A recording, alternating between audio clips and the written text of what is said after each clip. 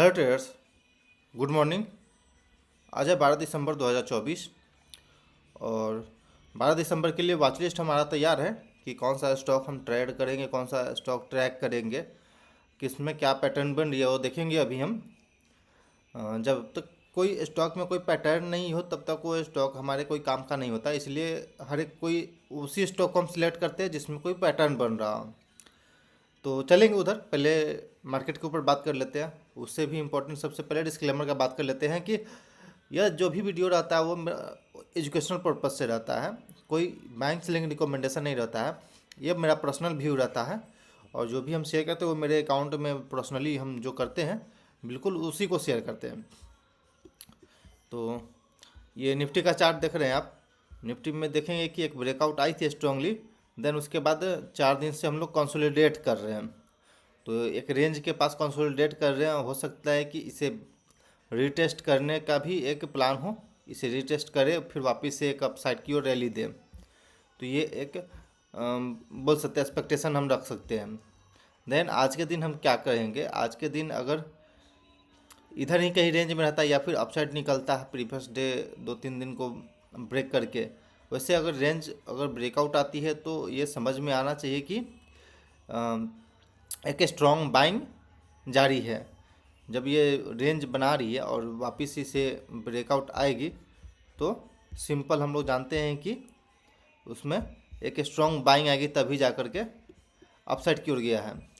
तो I think कि इसमें भी वैसा ही हो। आज से 4 दिन तक तो हम लोग कंसोलिडेट कर लिए, देन वापस एक ब्रेकआउट आए और हम लोग अपसाइड की ओर जाए। अगर देखेंगे तो सही से यहाँ से कप एंड हैंडल पैटर्न बन रहा है।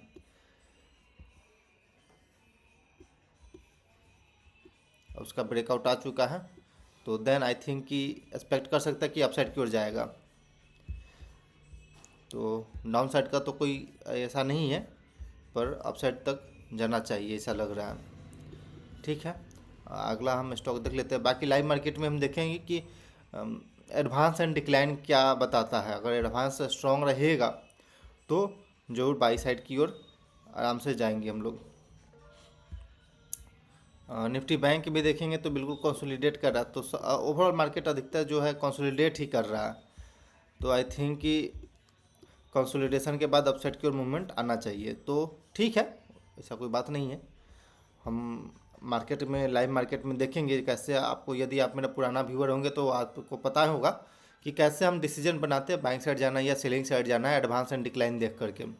एडवांस एंड डिक्लाइन जो होता है कि बेस्ट इंडिकेटर बोल सकते हैं कि वो बता देगा कि मार्केट स्ट्रॉन्ग है या फिर वीक है। तो ज़रूर देखिएगा लाइव मार्केट में। वैसे हम चलिए, ये सब स्टॉक है आज के लिए जो जहाँ पे कुछ पैटर्न बन रही है तो उस पर हम बातें करेंगे। और सबसे पहले एम है मेरे पास, जिसमें कि देखेंगे कि एक डेली टाइम फ्रेम पे ब्रेकआउट जैसा सिनारियो बन रहा है। देन हम इसको इंट्राडे में भी ले सकते हैं।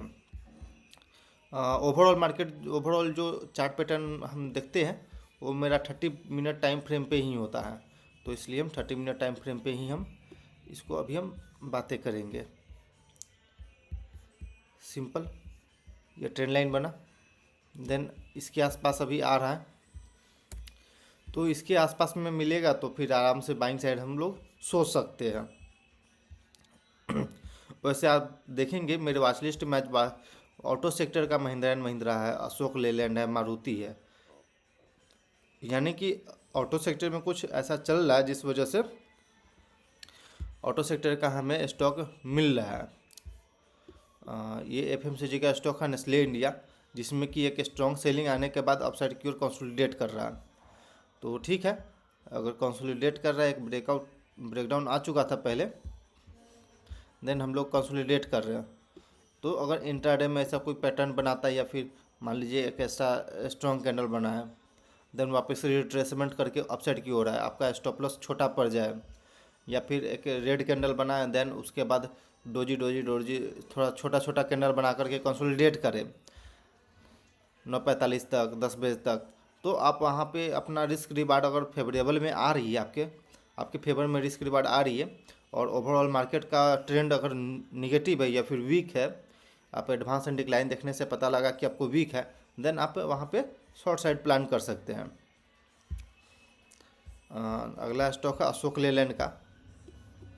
एक स्ट्रांगली ब्रेकआउट देने के बाद देन यहाँ पे कंसोलिडेट कर रहा है, तो आई थिंक कि इसमें एक अगर अपसाइड की ओर हम लोग अब जाते हैं तो इसमें एक मूवमेंट बन सकता है, ऐसा हम एक्सपेक्ट कर सकते हैं, क्योंकि बिल्कुल अपने रेजिस्टेंस के आसपास आकर के कंसोलिडेट कर रहा है। तो आई थिंक कि आज अगर ब्रेकआउट आती है देन वापस से एक रिट्रेसमेंट आएगा, तो आप उस रिट्रेसमेंट पे बाय कर सकते हैं अपने रिस्क रिवार्ड को देखते हुए। LIC हाउसिंग फाइनेंस है, इसको यहाँ पे ट्रेंड लाइन देखेंगे अपसाइड की ओर ही दिखेगा आपको। अगर सिंपल यहाँ तक बनाएंगे और कल के जो हाई है उससे ट्रेंड लाइन बनाएंगे तो बिल्कुल यहाँ आसपास में ही ट्रेड कर रहा है, तो कोई आई थिंक कि अगर ब्रेकआउट आती है तो अपसाइड की ओर मूवमेंट आएगा, क्योंकि पहले से ही एक बार गैप अप के साथ ओपन हुआ था, वह स्ट्रांगली कैंडल दिख रही है। 30 मिनट टाइम फ्रेम पे देखें तो एक स्ट्रॉन्ग कैंडल, वापस से कल के दिन पे भी एक स्ट्रॉन्ग वॉल्यूम के साथ एक कैंडल दिख रही है, तो बाइंग साइड देख सकते हैं आप, इसमें सोच सकते हैं। ये मारुति है जिसमें कि पहले शॉर्ट साइड की ओर जा रहा था, बट अभी यहाँ से अप साइड की ओर मूवमेंट करने लगा है, देन इधर कहीं कंसोलिडेट कर रहा है। तो फिर लाइव मार्केट में हम देखेंगे कि क्या प्लानिंग होती है। मान लीजिए इस प्रकार का कोई कैंडल बनता है, देन रिट्रेसमेंट करके छोटा नीचे आता है, तो हम लोग यहाँ तक प्लान कर सकते हैं छोटा स्टॉप लॉस के साथ। जैसे इस कैंडल पे भी देख सकते हैं आप कि एक अच्छा खासा मूवमेंट आया। हाँ, यहाँ पे एक पहले उससे पहले अच्छा खासा मूवमेंट आया था, देन वापस यहाँ पे खुला, फ्लैट खुला, थोड़ा सा रिट्रेसमेंट हुआ और ये छोटा सा कैंडल बनाया, देन उसके बाद अपसाइड की ओर मूवमेंट आ गई।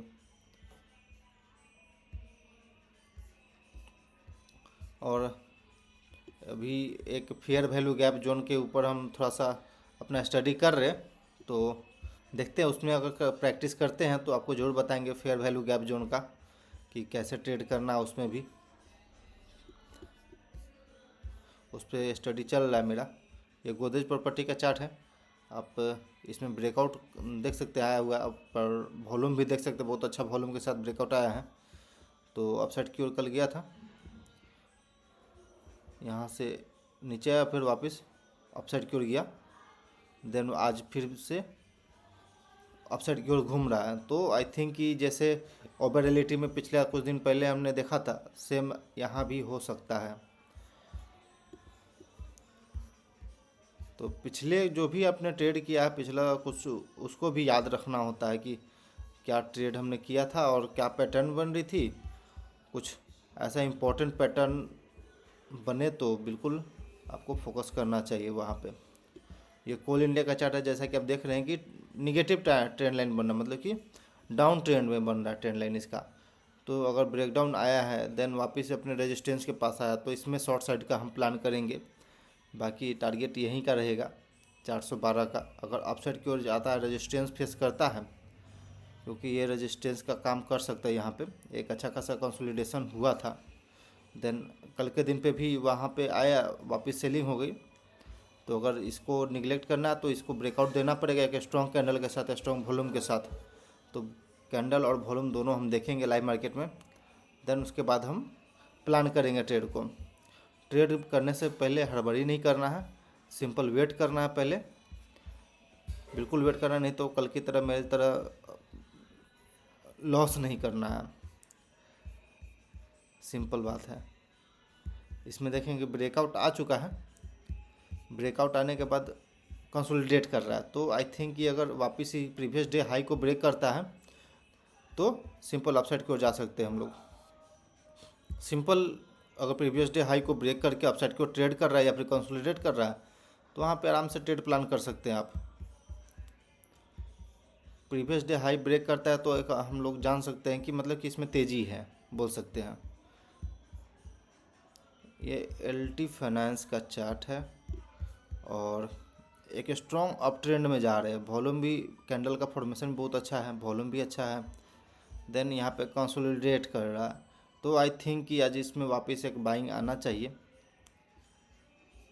पिछले कई दिनों से तो ये स्ट्रॉन्ग, ये अपने ट्रेंड लाइन को स्ट्रांगली बिहेव कर रहा है। स्ट्रॉन्ग ट्रेंड लाइन पे आता है, स्ट्रांगली बाइंग हो जाती है। तो इसमें भी अपसाइड की ओर ये एक डाउन साइड का ट्रेड रहेगा।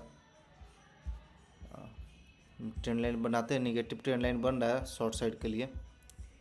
तो देखेंगे कि यहाँ पे डिक्लाइन वाला ट्रेंड लाइन बना, देन यहाँ से हम एक ट्रेंड लाइन बनाते हैं तो ब्रेकडाउन दिखेगा। देन इससे पहले एक अच्छा सेलिंग हुई थी, वापस से उसी रेंज के पास आया था, बट उसमें भी सेलिंग हो गई। तो कल के दिन पे भी सेलिंग हुआ था। तो आई थिंक इसमें एक कंसोलिडेट करेगा, वापस से ब्रेकडाउन जैसा दिखाएगा और नीचे जाएगा, ऐसा लग रहा है।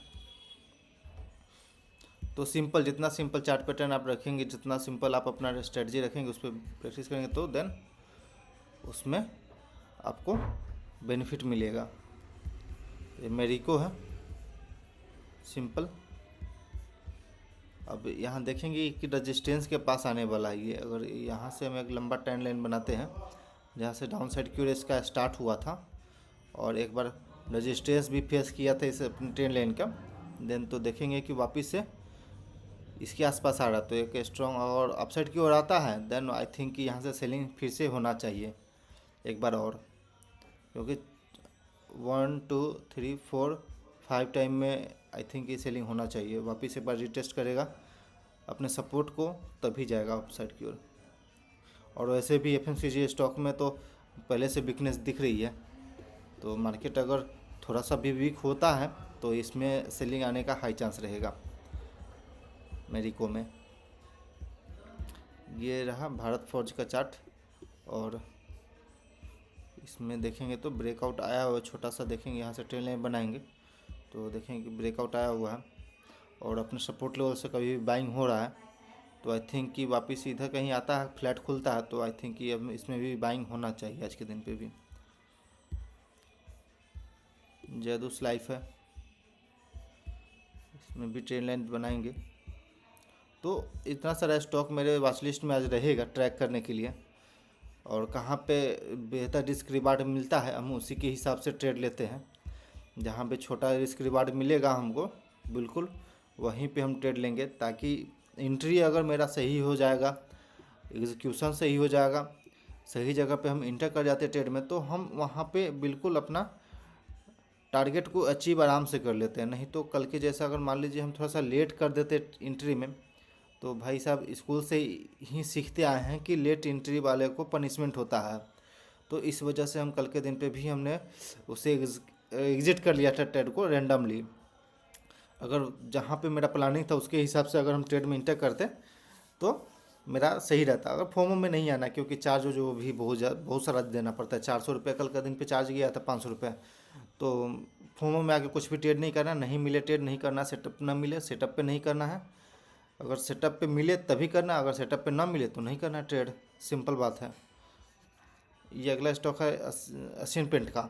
तो आप देखेंगे ये बिल्कुल अपने रेजिस्टेंस के पास वापस फिर से आ चुका है। तो आई थिंक कि इसमें अगर RSI का RSI देखेंगे तो निगेटिव नहीं होना चाहिए।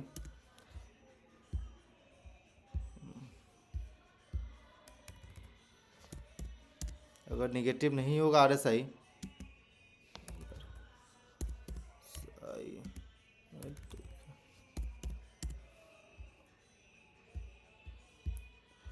हाँ देखेंगे निगेटिव नहीं है RSI 30 मिनट टाइम फ्रेम पे, तो आई थिंक कि वापस से एक बार सेलिंग इसमें चलना चाहिए, क्योंकि एक स्ट्रॉन्ग रेजिस्टेंस का काम कर रहा है ये। जब भी इसके पास आता है तो सेलिंग होती है। तो आई थिंक कि वापस से आज के दिन पे भी सेलिंग होगा।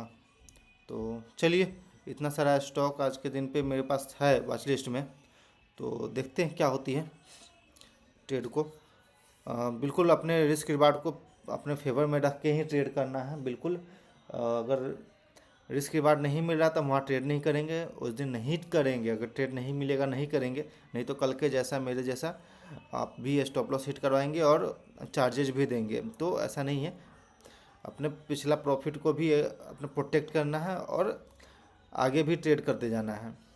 तो इसलिए सब चीज़ सही से ही मिला करके ही ट्रेड करना होता है। ओके ट्रेड्स, चलिए मिलते हैं वापिस से लाइव इंट्राडे ट्रेडिंग वाला वीडियो में। देखते हैं क्या ट्रेड होती है, लाइव मार्केट में क्या मिलती है।